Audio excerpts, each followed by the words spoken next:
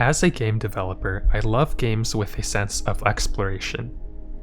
Think of the game Ocarina of Time, specifically when you first emerge from Kokiri Forest into Hyrule Field and see a vast expanse of meadows and blue skies.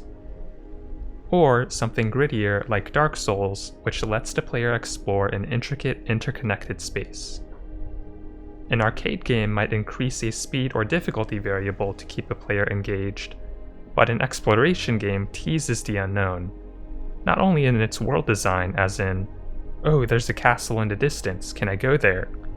But also in its mechanics, as in, what's in this vase? Can I whack this vase with my sword? So if you wanted to make a game that features exploration at its core, how would it work? One common formula is the Metroidvania. It's a genre that teases the unknown by restricting parts of the world until you've obtained or mastered certain abilities. Which is why I dive into the game design of Metrash. Metrash is a Metroidvania made by a developer who goes by Steed, and it's made in Pico 8. But that shouldn't turn you off from watching. Because the great thing about well-crafted Pico 8 games is that they don't take 70 hours to play. Metrash is maybe an hour of gameplay tops. They provide source code if you're curious enough to study it, and they can teach us a lot about their genre of game design, specifically about Metroidvanias. So, in the rest of this video, I take apart the design of Metrash to explain how it works, and in doing so, I define the principles of a Metroidvania, so that you can apply these principles to a game of your own. Let's get started. Hey YouTube, my name is Jason, and this is the Cozy Design Space, a show devoted to all things Pico 8.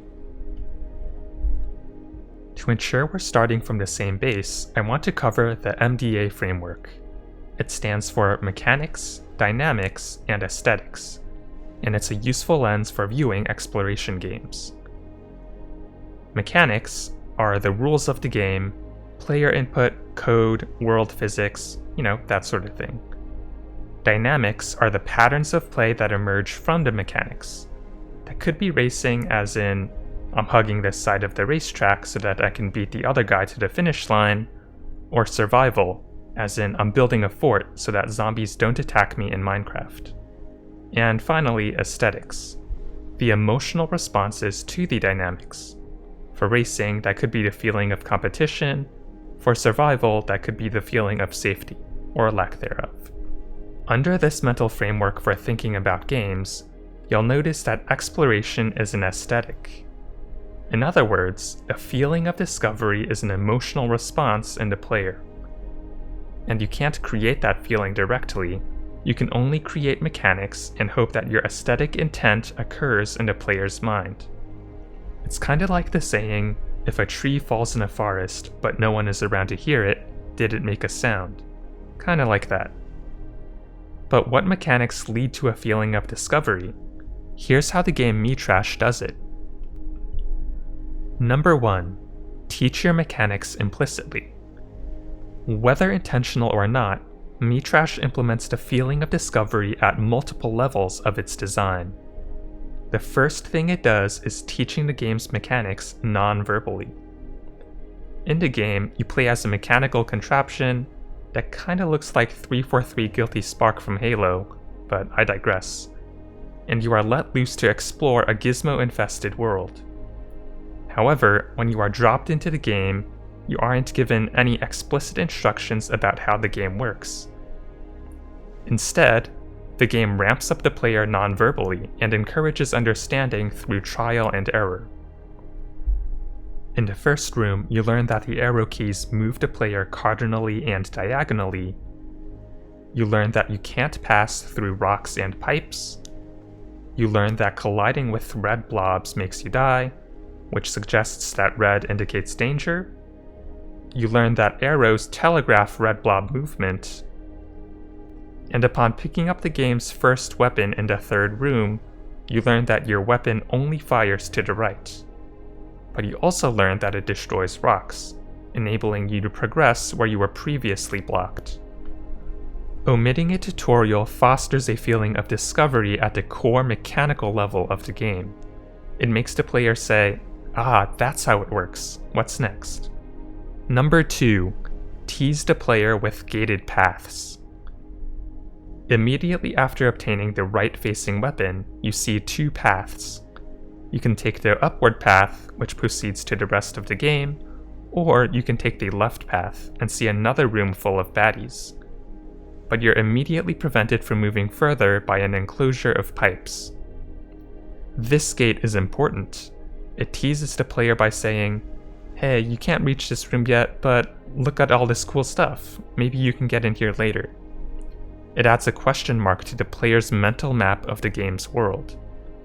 At this point in the game, the most a player can do is file away the room's memory, and maybe hope that something comes together later, like a gun that shoots left and destroys pipes.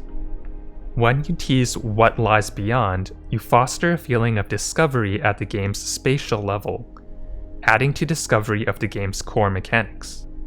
Number 3. Design for orthogonality. Recall from our discussion of the MDA framework that mechanics create dynamics. So in order to create a broad space of possibilities for play, we should choose mechanics that create distinct dynamics, hence the word orthogonal. Metrash does this extremely well by inviting distinct styles of play for each verb-enemy pair. Take the downshot, for example, which has a limited range that encourages close combat, and equip the downshot against the exploding blob, an enemy that shoots out bullets upon death that force you to immediately move out of the way after shooting. Individual pairs of weapons and enemies create unique encounters, but combine 2 pairs and you get something entirely new. For example, in the latter half of the game, you encounter an aiming blob that is walled in by exploding blobs. The aiming blob and exploding blobs encourage hiding and a shoot and pray approach respectively, but together there is no obvious strategy. Do you spam bullets and keep your eye on opposing bullets nearby? Or do you ignore the blobs and simply dodge your way through the room? Whatever the strategy, orthogonal mechanics create a wealth of materials for level design. They ensure you have enough possible content for the player to explore. So to recap what we've learned from Metrash, number 1, analyze games in terms of their mechanics, dynamics, and aesthetics. Number 2, teach your mechanics implicitly. Number 3, gate parts of your game world to tease the player. And number 4, design an orthogonal set of game mechanics to create a broad possibility space. Note that the feeling of discovery doesn't arise from exploring a huge open world. Metrash is only as large as Pico 8's map space. Rather, it comes from the player's understanding of the game's verbs. It's a story about the relationship between the verbs maneuvering and deciding when to shoot. So choose your verbs carefully, explore the relationship between them, and that's how you make an exploration game. Hey YouTube, thanks for watching. Did you find this content to be useful? Please let me know in the comments below.